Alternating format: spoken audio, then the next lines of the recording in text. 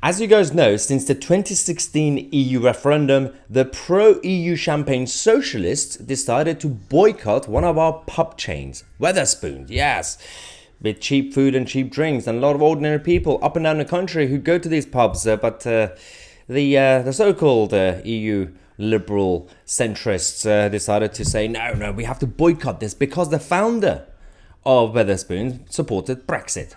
Now, there's been a massive fail in this boycott campaign because we have a huge victory for Wetherspoon. We're going to talk about that in a second, but we have Will Hutton, who's a classic academic Ramona, saying, I stopped using Wetherspoons as a private, personal protest about its support for Brexit lies back in 2016. Not a provision, as I rarely drank there. Okay, so you weren't even there. Fair enough. Thought a few others did the same. Maybe I'm wrong. Let's boycott Wetherspoons until the chair, Tim Martin, publicly says, sorry, I was wrong. Wow. A bunch of children in the clothing of grown-up adults. So, you have to say sorry. Ooh, I'm not going to come to your pub, even though I never did in the past. So, for example, there are these signs in certain places in the country, liberal places, saying to all patrons, due to continuing support problems caused by Brexit, we respectfully ask all Tory voters to F off over to Wetherspoons and leave us lot with the decent beer we have left. So there are businesses pushing away their own customers thinking that's a good idea, right? The issue with this, it makes no sense because the boycott against the Wetherspoon has massively failed. Over the last year alone, the share price when it comes to Wetherspoon has gone up 44.39%. 44% it's gone up. Look at it. Look at the success of Wetherspoons. As the liberal media would say, despite Brexit. Hashtag despite Brexit. So Wetherspoon's doing well. Maybe the reason your businesses are failing is because you don't know how to run a pub.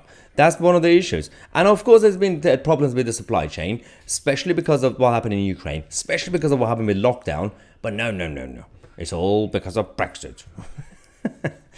Peter Barnes tweeted, the reason people like Will Hutton they don't like Wetherspoons is because he has to interact with the lower social classes. The elitism and snobbery oozing from this post is on another level. Yes, when will this lot learn? Behavior like this contributed to the fact that they lost. That's absolutely spot on. Most of the problem with the whole referendum and the reason the Remain side lost was because of classism. They just didn't understand that other people who might not be Waitrose shopping, champagne drinking people can have a say in a democracy. They just didn't know that working class people are normal human beings as well. So that's why they never went to these pubs anyway. So we have Elliot Hammer saying, Wetherspoons is an excellent value for money and allows people to enjoy a cheap drink and have a frank exchange of views. Will Hutton doesn't like that. He wants expensive pints and people doing what he wants. That's the other thing. I've had so many good political debates in Wetherspoon compared to any other else because you actually feel safe to have a debate. And you do actually meet people with different points of opinions. I met communists in Wetherspoons. Actually, communists are fine with Wetherspoons. It's the liberal lefties who don't like it because they're snobs. That's why. David said there are even more reasons to go to Wetherspoons if left-wing anti-Brexit balls are not there.